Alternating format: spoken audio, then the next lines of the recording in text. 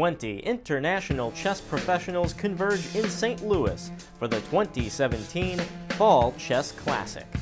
Welcome to the Round 7 recap for the Fall Chess Classic.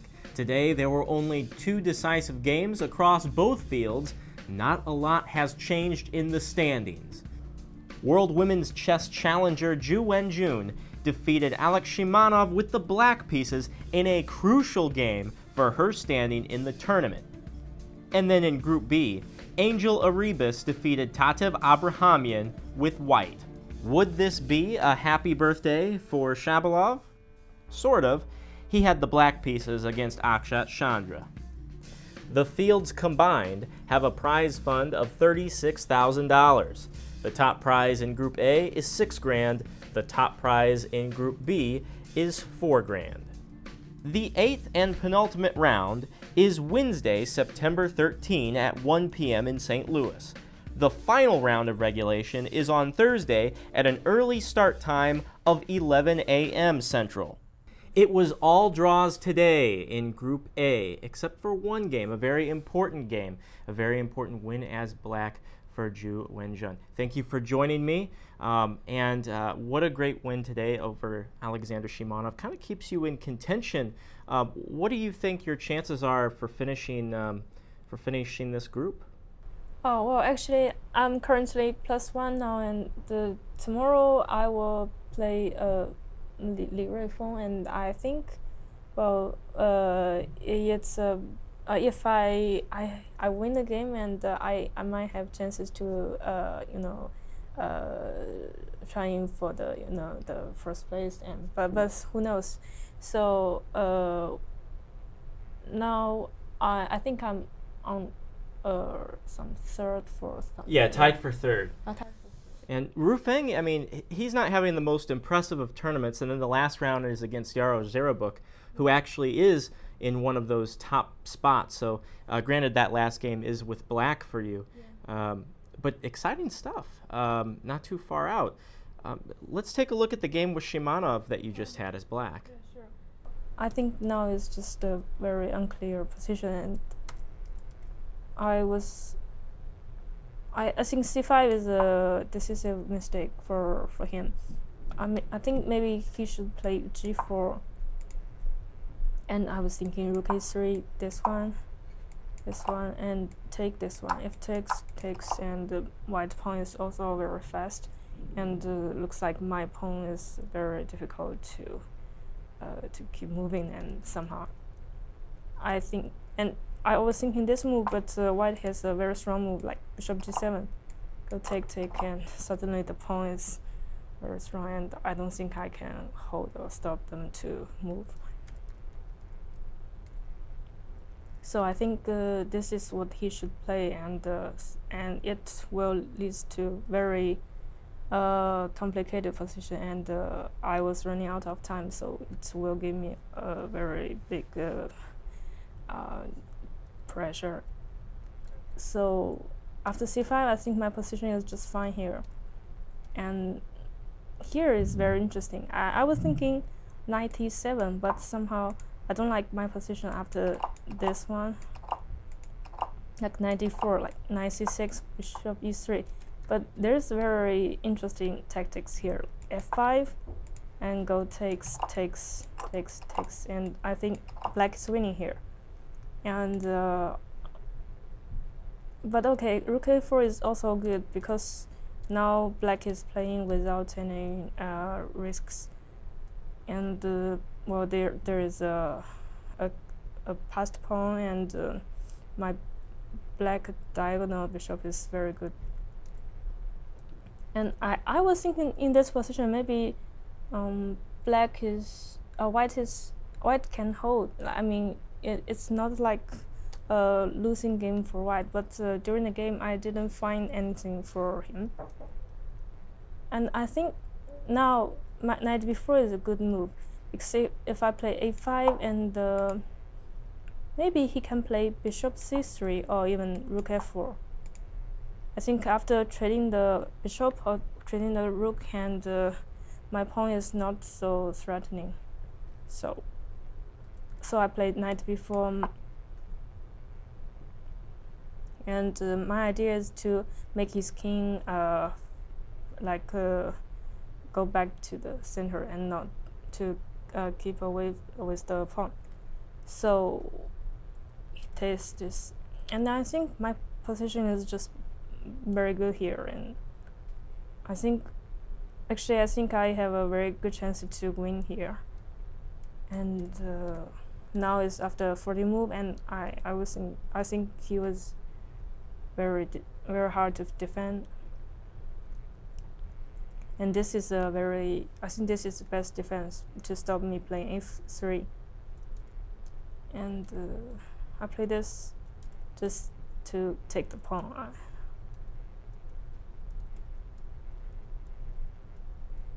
And here is very interesting. Like if I go here, like rook c4, knight b4, and bishop c5. It's very interesting. At first, I was calculating this one. If go takes, oh no, sorry, king b5. Yeah, and if go takes a2, I'm winning, and this one, and I think it's winning for black. And so, but this is very interesting. Like, I couldn't play a2, and if I move my knight, then just take a3 pawn, and if I play this one and bishop g7, and now his bishop is protect the a1 square, and I don't like this game. I don't like this position. Also rook b6, just simply couldn't take a2 is winning, so he can play this, and well, if a2, rook e7, so I wasn't sure how to improve, so I decided to retreat my king, and I think it's just still hard to defend here, and I just couldn't find something here. And he played this one in this. I think it is already winning for black, but still needs some. It's not easy, but anyway, I managed to like h5, c5, and h6, rook b7, and if something like this, it's made. So this is my idea. And he played rook g4, and now if bishop c1, it's simply winning. And I play this. I didn't see this idea. And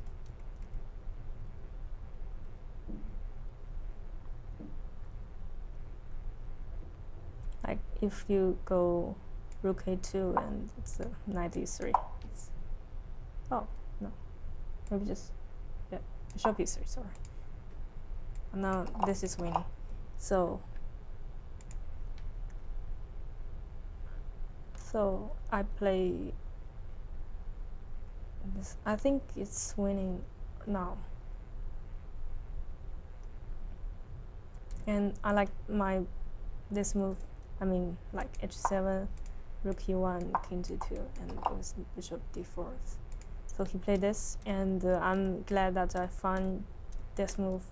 If take and go this, just if take and capture the rook. So like just white doesn't have any plan here. I just go back with my knight and move my rook and just push it. And a rook versus 2 pawns should be winning. And after this, he decided to resign, and I win the game. That's pretty much the game. Well, so far in the Fall Classic, I don't think you've played Shimanov before. I was checking databases. No, I never played. There's got to be at least several new players in this field that you haven't played before. What do you think of the competition so far in this tournament? Oh, I think actually everyone is okay. This is a strong tournament for me. I mean, everyone is strong, and I think they just play play very very nice, and it's not easy for me to find any chances to win a game. It's not easy for me. Just that they play like very precise in some point. I wanted to congratulate you on becoming the challenger for the Women's World Championship next year. Yeah, thank you. Between now and then, what are you doing in the chess world to prepare, or what events are you competing in? I think it's a very special tournament. I think, of course, it will be a lot of pressure, and well, for me, it's a very new experience. I've never played a challenge world championship before, so well, I guess it's very lucky for me, and I'll see. I'll prepare good to. Now you played in the Knockout World Championship before, I believe, but right, this is the match. Do you hold this in higher regard than the big 64-player Knockout? I think both of tournament is not easy because the Knockout it's very random, and you have no idea who's your opponent tomorrow, and also there's only 2 games. Everything will be very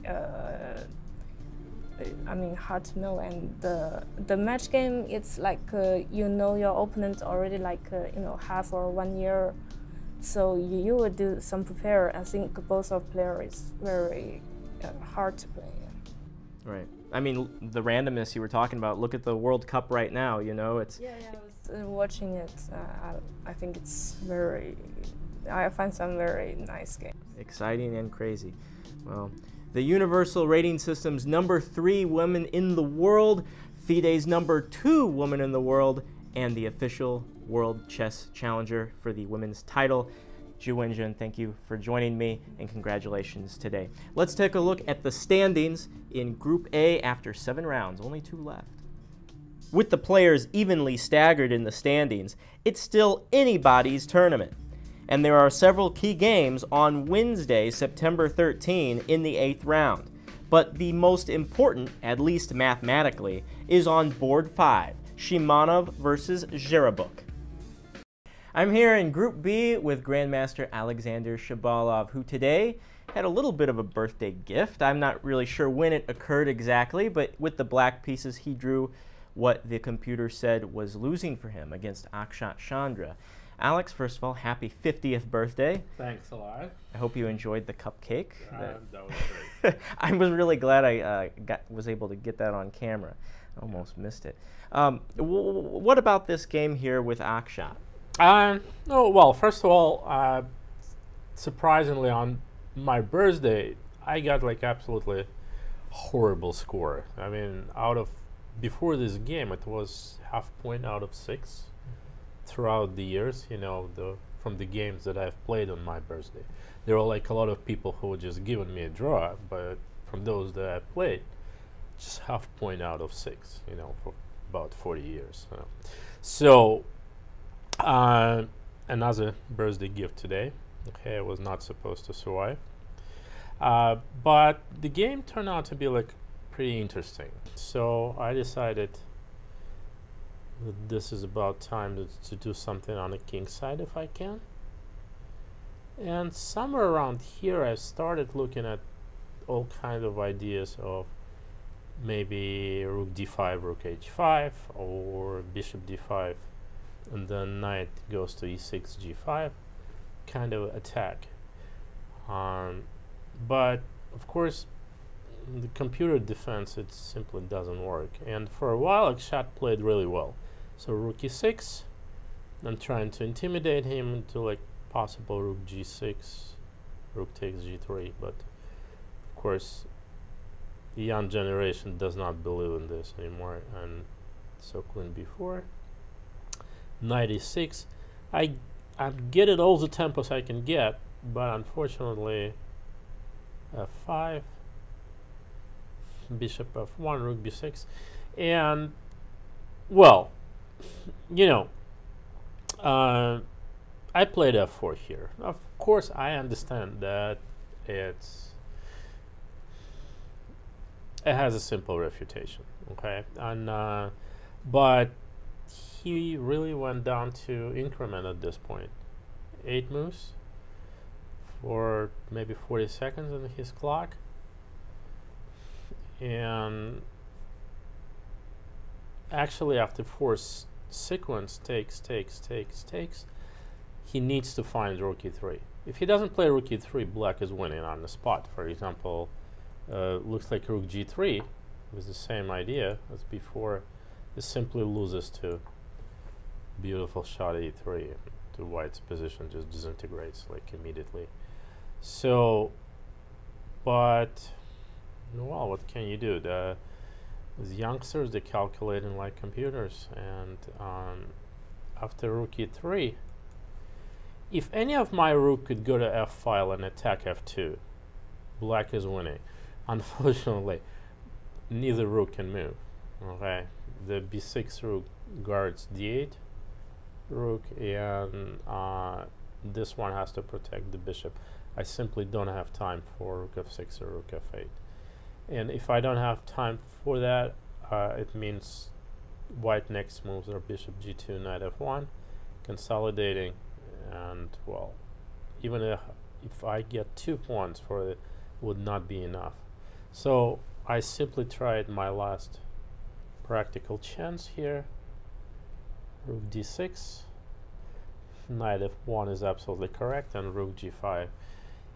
And here's the key moment of the game, where like playing on increment for last 10 moves cost Akshat half a point.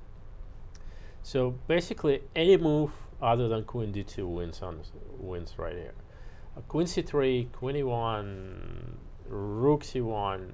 I'm not sure about, no, king h1. You need to protect the pawn on f2, but that's, you see what I mean. It's like anything but queen d2.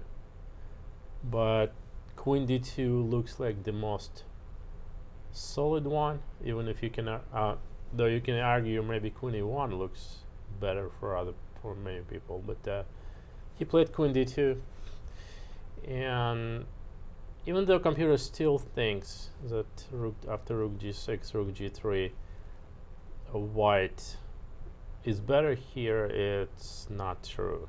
I mean, rook takes g3,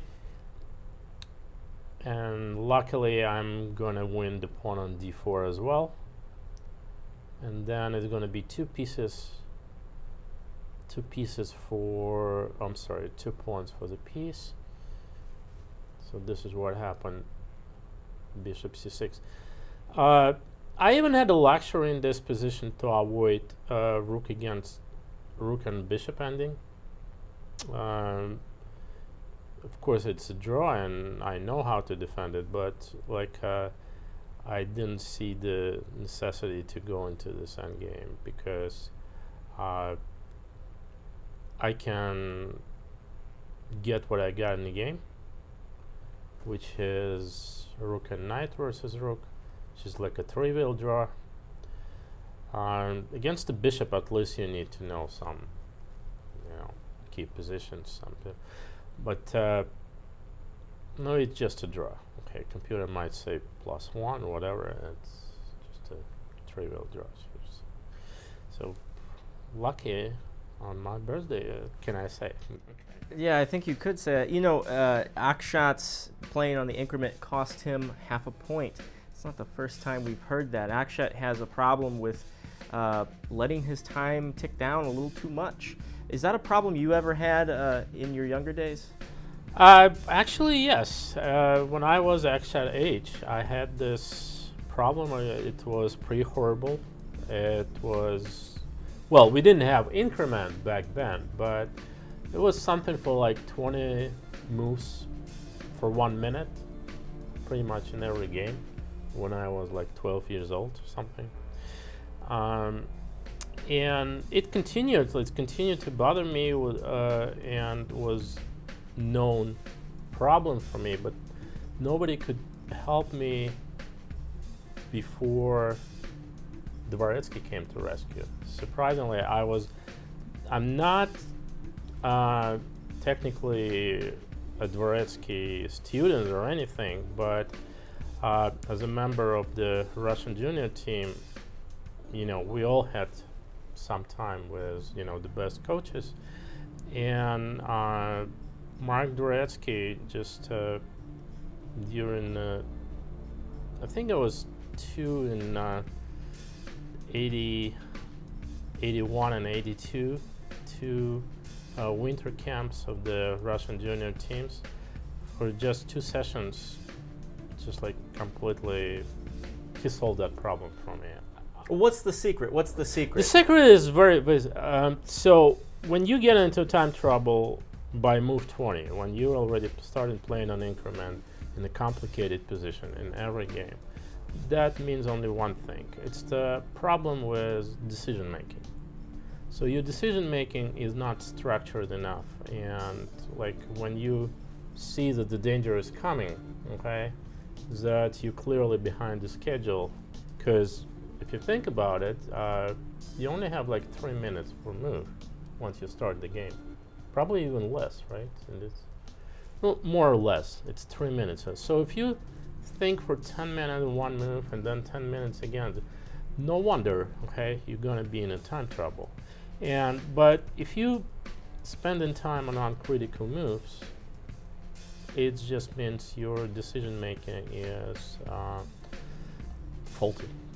Okay, you gotta do something, you gotta work on it, and Dvoretsky had designed like a special set of positions that would specifically, you know, address the problem. It's like, I'm extremely grateful for him to, you know, helping me in this regard. And it's like, for Akshat, I think he should find someone who will help him exactly the same way. I mean, there's a lot of coaches who are students of Dvoretsky, and I'm pretty sure they get access to that database and that set of problems that, you know, helped me when I was like Akshat age. So we have the former U.S. and U.S. Open champion, Grandmaster Aleksandr Shabalov. Thank you for joining me. thanks. And congratulations, I guess, on your draw today. All right. Happy birthday. Let's take a look at the standings. So Shabalov is functionally out of this tournament, but it's still up for grabs between many great players. One of the top placers, Alan Pichot of Argentina, will take on Ni Shichun on board 2 on Wednesday during the 8th round. A very important game, perhaps the most important in Group B. And now we have made it to the final rounds of the Fall Chess Classic. Be with us on Wednesday at 1 p.m. Central. Be with us for the final day on Thursday at 11 a.m. Central. And if it's necessary, in either field, the playoffs later on in the evening on Thursday, September 14. Check all the action out on Chess24 and USChessChamps.com.